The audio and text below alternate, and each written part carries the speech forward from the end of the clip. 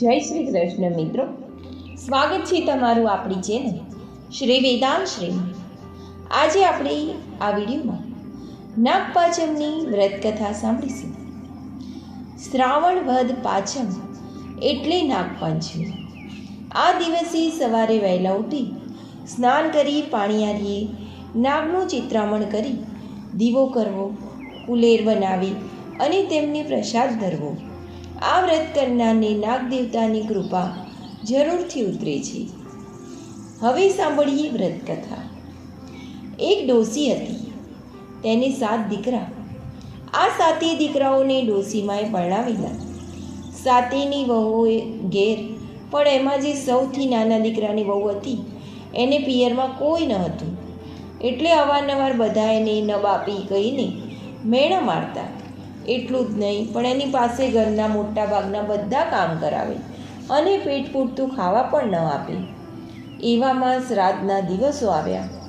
ડોસીમાના ઘરમાં દૂધની ખીર રંધાણી, દૂધપાક પણ રંધાયો, છતાં એકેય દિવસ આ નાની વહુને વિચારીને ખાવા ન મળ્યું.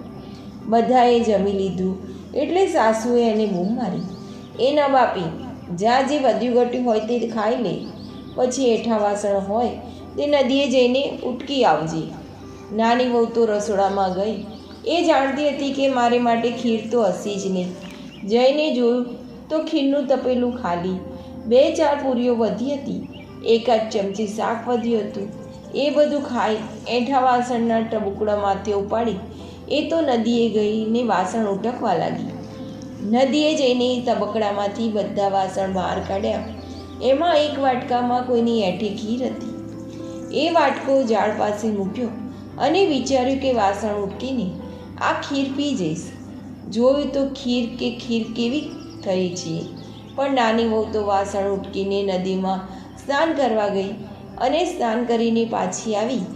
વાટકી પાસે ગઈ તો વાટકીમાં ખીર ન મળી. ઝાડમાં એક રાફડો હતો. એ રાફડામાંથી નાગણી આવીને ખીર ખાઈ ગઈ હતી અને પછી રાફડામાં સહેજ મોઢું બહાર રાખીને તે બેઠી હતી.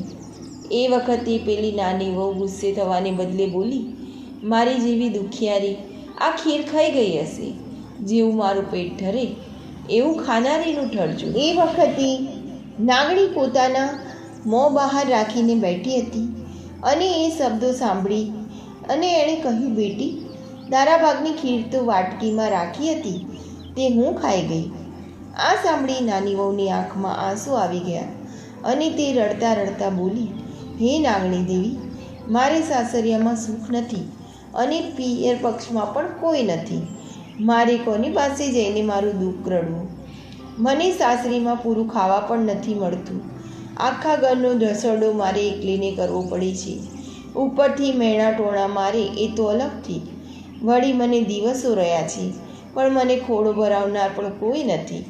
આ સાંભળી નાગણીને દયા આવી એટલે તેણે કહ્યું, બેટી, તું જરાય ઓછું ન લગાડતી. એમ માની લે કે અમે તારા પિયરિયા છીએ.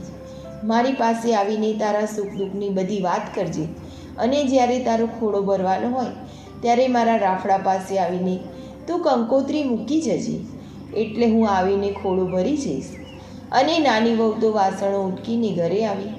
એને તો નાગણીએ દિલાસો આપ્યો એટલે એ તો ઘણી શાંતિ વળી ગઈ હતી. એને થોડા દિવસો વીતી ગયા. એ વાતને અંતે ખોડો ભરાવાનો દિવસ આવી ગયો એટલે એની જેઠાણી એને મેણું મારવા માંડી. આ ન બાપીને વળી ખોડા ભરવાના આટલા બધા ઓરતા ક્યાંથી? પણ નાની વહુએ તો કાંઈ જવાબ ન આપ્યો. એ તો એક કંકોત્રી લઈને છાની માની નાગરના રાફડા પાસે એ કંકોત્રી મૂકી આવી. અંતે ખોડો ભરવાનો દિવસ આવી પહોંચ્યો એટલે એની સાસુ એને સંભળાવતા બોલ્યા, મોટી વહુ, ઝટપટ ચૂલે લાપસીના એંધાણ મૂકો. નાની વહુના પિયરિયા આવવાના છે અને પોટલું ભરીને કપડાં અને ઘરેણાં લાવવાના છે. પણ અહીં તો જાણે ચમત્કાર સર્જાઈ ગયો. નાગદેવ, નાગણી અને નાગકુમારો મોટી મોટી છાબો ભરીને હીરના ચીર અને સોના રૂપા અને હીરાના ઘરેણાં લઈને આવી પહોંચ્યા અને ખરેખર એમને લાપસીના એંધાણ મૂકવા જ પડ્યા. ત્યારે નાગણીએ કહ્યું, અમને દૂધ સિવાય કંઈ ન ચાલે, એટલે બીજું કંઈ ન મૂકતા. એટલે સાસુએ દૂધના દેગડા ચૂલે ચડાવ્યા. દૂધ ગરમ કરીને કથરોટમાં રેડ્યું. એમાં દૂધમાં સૂકા મેવાનો મસાલો નાખ્યો અને દૂધ ઠરવા મૂક્યું. દૂધ ઠરી ગયું એટલે નાગ કુટુંબને દૂધ પીવાનું આમંત્રણ આપ્યું. તરત જ નાગ કુટુંબ બધું દૂધ પી ગયું.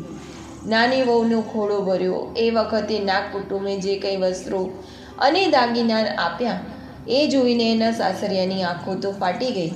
ખોળો ભરાઈ ગયો અને પછી નાગણી બોલી, વેવાણ, અમારી દીકરીને આજે જ અમારી સાથે વળાવો.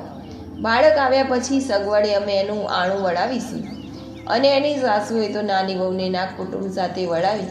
ચાલતા ચાલતા તેઓ નદી કાંઠે રાપડા પાસે આવ્યા. ત્યારે નાગદેવે તેને કહ્યું, બેટી, તું જરાય ડરતી નહીં. તું તારે અમારી પાછળ પાછળ ચાલી આવ. ભલે નાગદાદા, કહી બધા રાફડામાં પ્રવેશ્યા અને નાની વહુ પણ એમની પાછળ પાછળ અંદર ગઈ. પણ અંદર જઈને જોયું તો નાની વહુને તો ભારે નવાઈ લાગી. અંદર તો એક મોટું ભોંયરું હતું અને એ ભોંયરાની વચ્ચોવચ્ચ એક સુંદર રાજમહેલ હતો.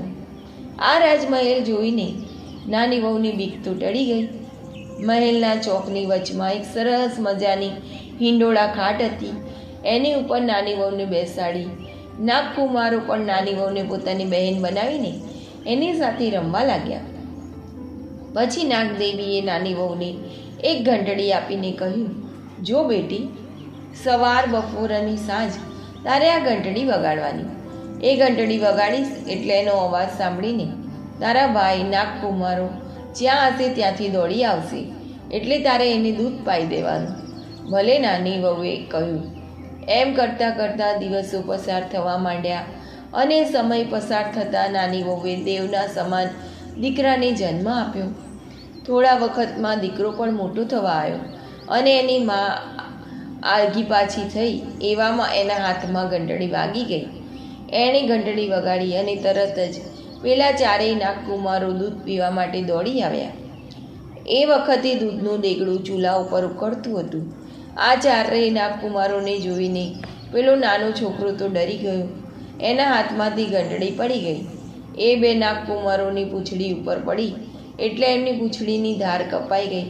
બંને નાગકુમારો બાડિયા બની ગયા અને બાકીના બે નાગકુમારો ગરમ ગરમ દૂધ પીવા ગયા એટલે એમના મોઢા બળી ગયા. આથી તેઓ બુચિયા બની ગયા.